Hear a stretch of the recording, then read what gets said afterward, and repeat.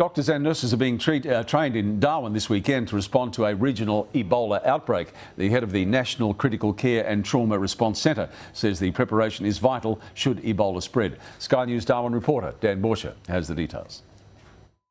It may be a simulation, but it's the skills, particularly around preparedness and the safety measures, that some of Australia's most highly trained medical professionals will need if they're to deploy into the region should Ebola spread.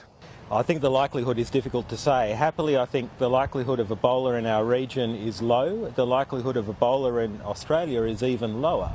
But the importance of regional preparedness is critical. Dr Nick Coatsworth, the head of the National Critical Care and Trauma Response Centre, wouldn't be drawn on comparisons made between training standards of AUSMAT and Aspen, the company which has just been deployed to West Africa. He did say, however, that AUSMAT was world recognised for its safety and precautions.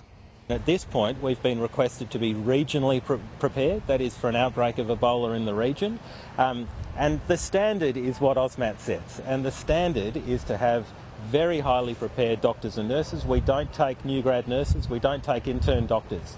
We take senior professionals and we prepare them and send them overseas. So I don't want to compare between AUSMAT and another organisation, but I will tell you what the standard is. And the standard is to send the best Australia possibly can to fight this epidemic. 27 medical practitioners from right around Australia and New Zealand are being put through their paces as part of this training course, and it's expected another 100 could do this training in the coming weeks and months. It's expected that if there was a spread of Ebola into our region, these people would form the very front line.